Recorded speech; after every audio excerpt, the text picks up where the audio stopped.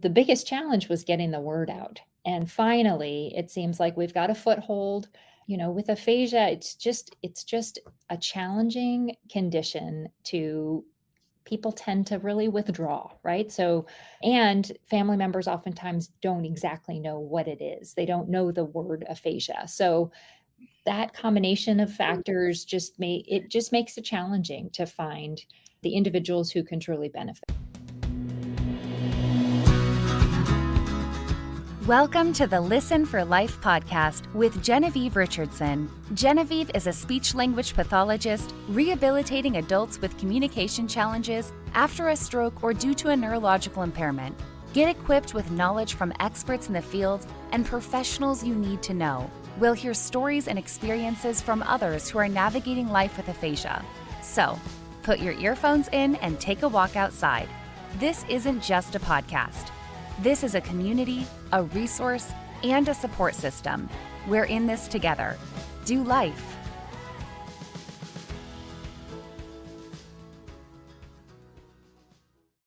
Good morning, everybody. I hope you are all well on this beautiful sunny day. Today, my guest is Dr. Cathy Torrington Eaton. She is a professor specializing in aphasia, and she is at University of Texas Health Systems Department of Communication Sciences and Disorders. So we'll bring Cathy up and we're going to get to find out about all of the amazing programs they have going on in San Antonio and how they support and how she is supporting the aphasia community. All right, here we are. Hello, Cathy. Good morning. Good morning. Thank you so much for being here. This is a little out of my comfort zone, but I'm getting better at it. And I am grateful that you are here to tell us about what you're doing at UT Health San Antonio, your new program. And let's talk a little bit about the grad program and the summer intensive that you have going on this summer and what all of that looks like. This is our third year running an intensive aphasia program. It's a 2-week program for individuals with aphasia from the community.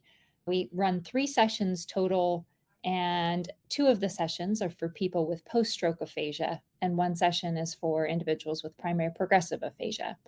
We have returning clients that come and participate. We also have a lot of new people that are joining us.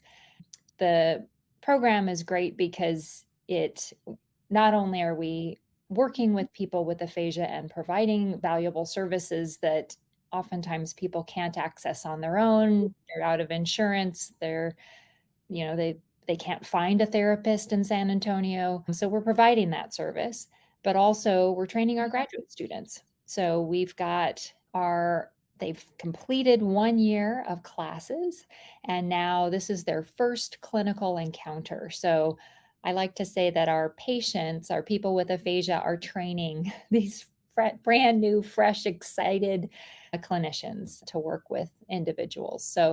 So programming consists of both group therapy and also individual therapy. And the group therapy, we have a theme per day.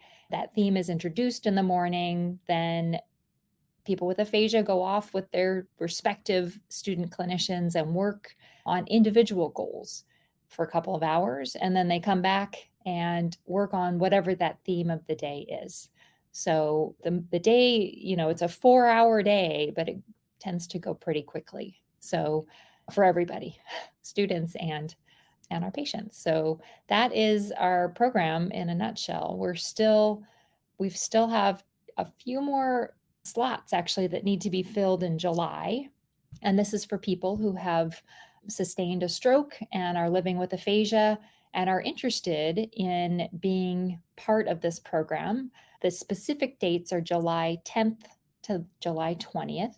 It's a Monday through Thursday program in the morning, 8 a.m. to 12 p.m. So for anybody that's interested in listening, that's available. So, and I can put in the chat our contact information Yes. So I put that in the chat so viewers, whether they're watching live or see the recording, it'll be under the comments section. So stroke survivors with aphasia who live in San Antonio, July 10 through 20, Monday through Thursday. Beautiful.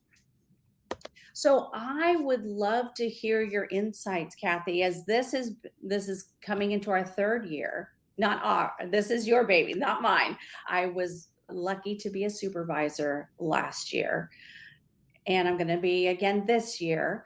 But tell us about how the program has evolved and what did you think it would be when you started it 3 years ago? And I know you're still working out the details for these sessions.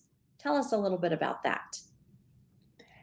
The main thing that's evolved is the level of interest. And we worked the first year, we worked so hard to come up with 3 patients for that first session.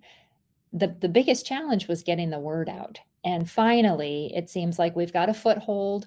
With aphasia, it's just a challenging condition to people tend to really withdraw, right? So, and family members oftentimes don't exactly know what it is. They don't know the word aphasia. So that combination of factors just makes it challenging to find the individuals who can truly benefit. So year one, I would say our primary challenge was actually finding participants. Now we're up and running and we're doing pretty well. Again, we've got a few more positions to fill, but in terms of programming, it's always been our focus really is on total communication, right? The goal is communication. It's not verbal language necessarily. So we really have focused on other modalities of communication. You can use facial expressions, you can draw or write single words. We work hard on training communication partners. So that can include spouses, certainly. But last year we had, for instance, some band members from an individual's band that came to learn how best to communicate with an individual with aphasia, how to support that person in communicating. So again, we're really focused on total communication. The goal is communication. It's not perfect. It's not, we do in individual sessions, we work on each individual's challenges. And that does include, let's put together sentences, let's improve word retrieval, let's, work on grammar. We do focus on those things, but ultimately at the end of the day, what we want is communication. So, and I think again, as you said, we're always evolving. We certainly can improve on this front, but that's kind of our big push. And I'm trying to think what else. Well, you tell me, what am I missing? So what I really love about the program is how the students rotate in the mornings and they present the topic for the day. And then that carries over into the individual sessions, working again on total communication and or impairment level treatment, which is great. But I really loved the advocacy that each person with aphasia came away with. They started wherever they were in their aphasia journey and they evolved to a much more empowered, self-confident person and not hiding away. Mhm. That's what I saw over the 2 weeks Yeah. last summer. Yeah, and something that we are adding this year also, and this is something that I picked up from Aphasia Access, our summit that we attended, where in those 2 weeks, the students will be working with each person on an achievable goal for those 2 weeks, where the last session, they're going to be teaching the group something. So that could be, something about their prior profession and expertise. It could be, this stemmed from a patient that we once had who, at the end of those 2 weeks, gave his speech at his daughter's wedding. That's what he wanted to achieve. We had another individual who wanted to just tell the story of his marriage with his wife who had just passed away. So those, whatever the person decides to present to the group, it's something that can be worked on in those 2 weeks, and it's an achievement. So because just because you have aphasia doesn't mean that you can't continue to achieve lifelong goals. Whether those Absolutely. are 2 week goals or, over the course of years, whatever. So, and if I can just caveat into the goals in general. That's another focus, another thing that we're tweaking is we're working hard with students on writing really functional, meaningful goals. So oftentimes we see speech language pathologists in the community who haven't been trained on writing really good goals, and the goal is to produce a 3-word sentence.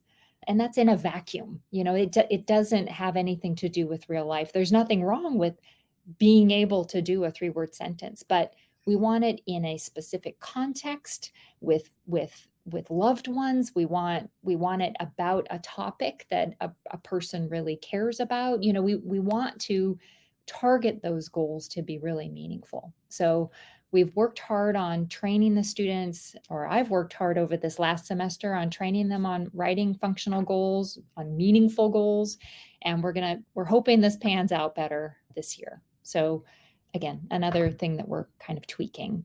I did see something in the chat on what we teach for partner communication. Do you want Yes. me to So go I'll ahead? pop this up here. So Shaylee asks, what are some of the strategies that you teach for partner communication?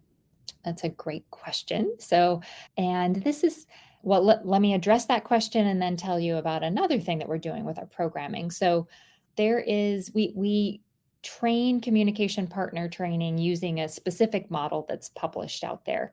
It is comprised of two different areas. First is acknowledging competence, and the second area is demonstrating competence. And so, let me go with the acknowledging competence first.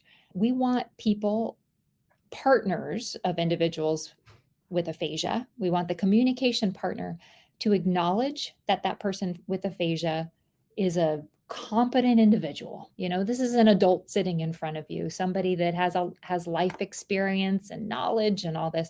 So we teach our communication partners to use a very natural speech style.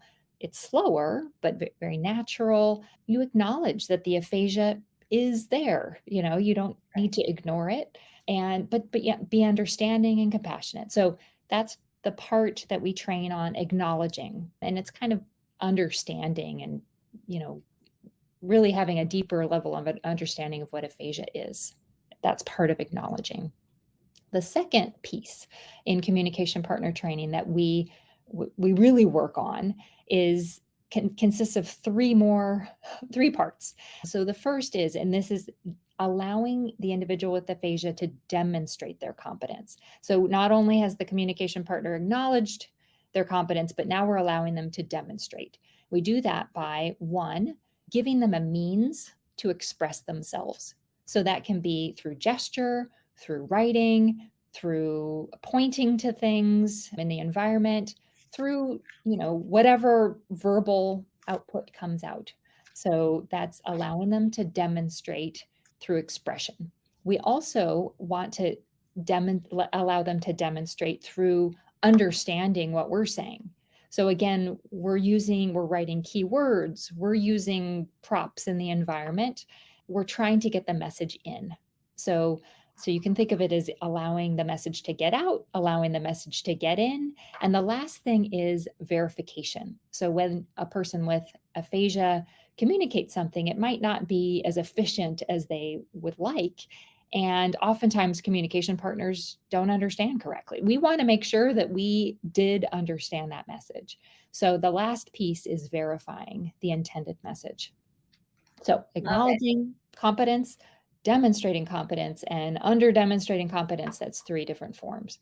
So that's what we train in a nutshell. When we bring conversation partners in, that's what we're training on. Now, here's my related subject that has to do with our summer program. And that is, we're also, one of our big goals is, we know that people with aphasia, when they access healthcare, they're treated really poorly. because healthcare providers don't understand aphasia. They should, you'd think they would, but they don't. They're not educated on it, and they don't treat these individuals with the respect they deserve, and they don't know how to communicate with individuals with aphasia effectively.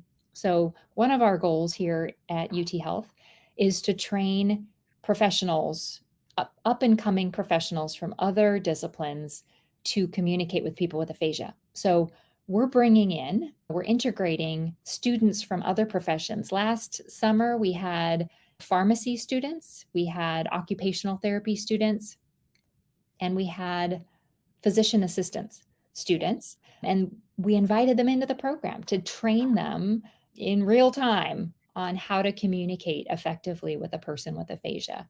And we're going to continue that program. We're doing some research over the course of during our SANA programming, which we haven't gotten to yet, but we're going to be inviting more students to participate. And we just have a lot of goals. We're a lot of big plans to continue to grow that side, because again, it's a real push to get healthcare providers on board with providing better service, being able to provide services to a person with aphasia. So love it. Get them early, right? That we're training. You're training the grad students, but you're also training all these allied health professionals. I thought it was fascinating to watch I think I saw pharmacy and the physician assistants in the first session last summer, and how they came in with a certain idea of how to approach a person with aphasia and how they evolved it. Because what did they do? Like switched rooms every 5 minutes. So they got exposure to several different individuals with aphasia, and just seeing how each of those professionals evolved and how they were asking questions and how they started to slow down, or, just apply the training real time. So it was very exciting. It was great to see. Love it. Yeah, no, it's fun to watch them grow as well. And again, the goal is to bring in nursing, to bring in physicians, frontline healthcare providers who really should. We assume that they know these skills, but they don't. And so that's the direction we're going in, to try and get San Antonio on board. And I also think that them having that initial exposure, if they have a client in the future in their, world, and they don't know how to communicate with aphasia, your program has opened the door for that professional to call and ask questions. Mm-hmm. And I think that's tremendous. Like, just, hey, you interact with somebody and you want to do something different. We're always here to answer your questions. We'll help you, and that's bridging a gap too. We're bridging the gap for folks who become isolated because of their aphasia, and we're bridging the gap with how the individuals with aphasia interact with the professionals, at least the medical professionals in their lives. Oh, it's exciting. Love it. It is exciting. Yeah. Yes. And do you want me to address? Yeah. So we have another question here. Lily is asking, how many people are generally in a group? So our sessions are comprised of 9 participants, 9 individuals with aphasia. So the groups are with the 9. Sometimes, depending on how the task or the activity is planned, we'll break up into partners or small groups, teams, but the point is to get interaction going. So yeah. And I love the families that attend with their person with aphasia. They get to interact also in the group, and they get to see other people who have aphasia, and it just becomes a community. I remember the last day of the session I was in last summer, and they're like exchanging phone numbers, and they're like promising to keep in touch. And that's just tremendous. Mm-hmm. Just to have that support, to know you're not alone. That's exactly right. So we have another question here. Henry is asking about an example of a theme. He's worried he won't fit in or be able to relate to the theme. Oh, interesting question. No, that is an interesting question. And I guess the way to answer that is not every theme is probably going to resonate with you. You know, in the past, we've had a drawing theme. Some people didn't love it, right? But they did it. The again, the goal is interaction. So even if you don't particularly care for the theme or if it doesn't seem as relevant, I think I think that interaction piece is what you take with you. Another thing that we are implementing this year is on our goals.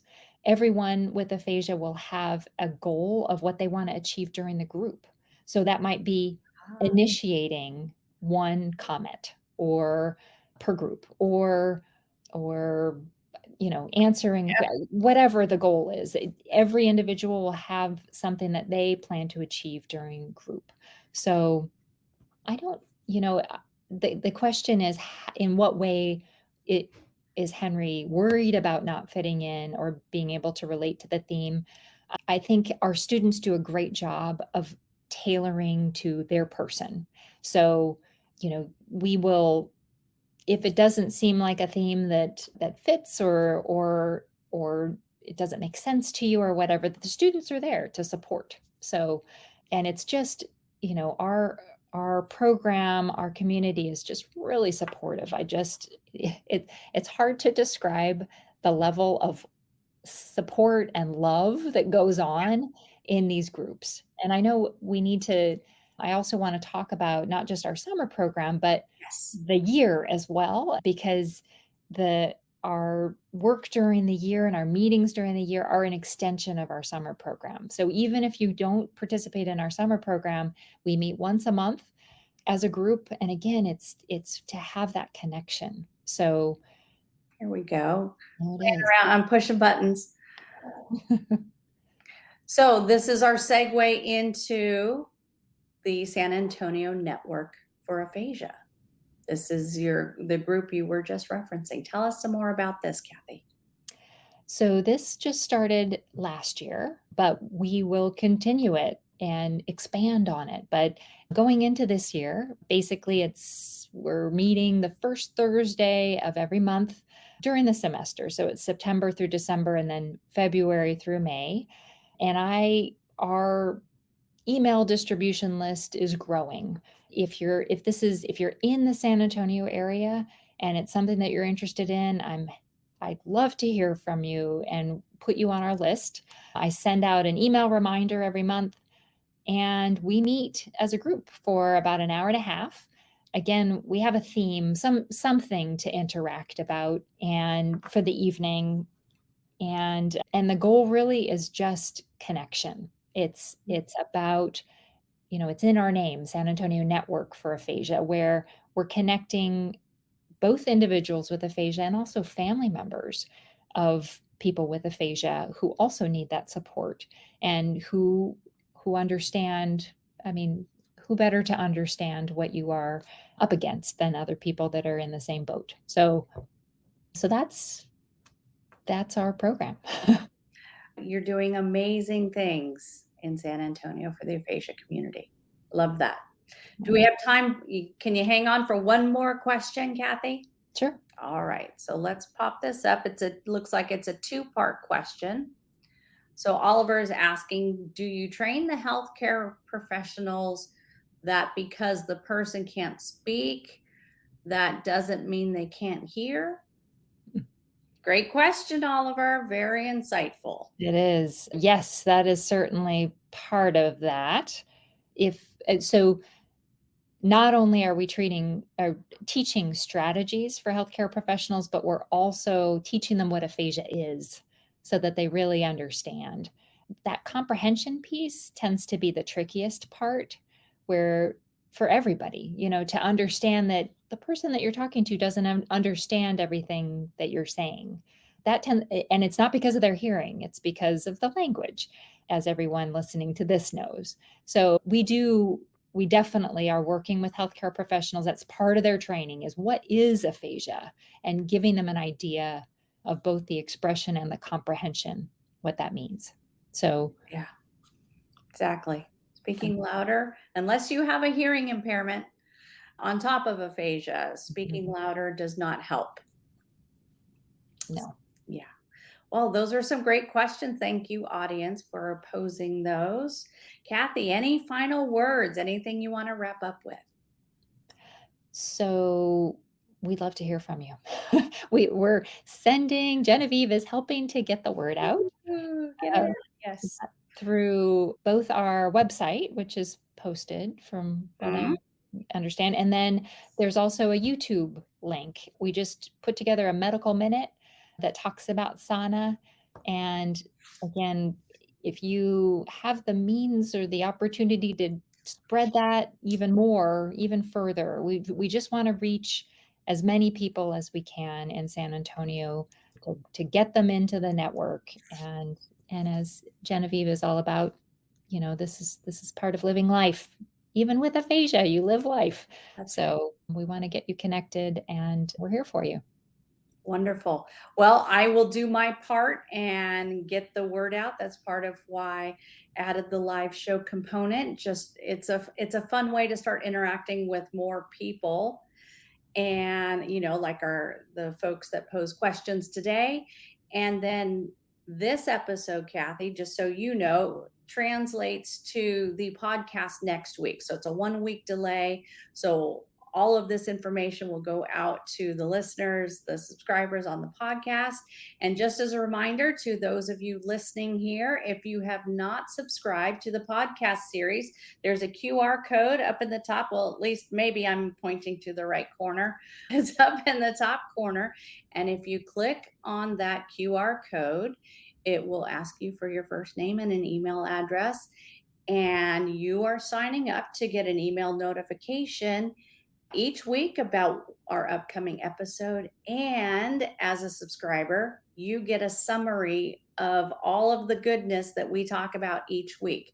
So in the summary for this episode, for example, Cathy, I'm going to list out all of those points that you talked about communication partner training, so that there's a take home actionable piece of knowledge that people can download from each episode that we put out. So trying to disseminate the information any way that I can. I'm grateful that you are here. Thank you so much for your knowledge and your expertise and the innovative programs that you guys are launching at UT Health San Antonio. Thanks, Genevieve. You're a great collaborator. Everybody, have a lovely week.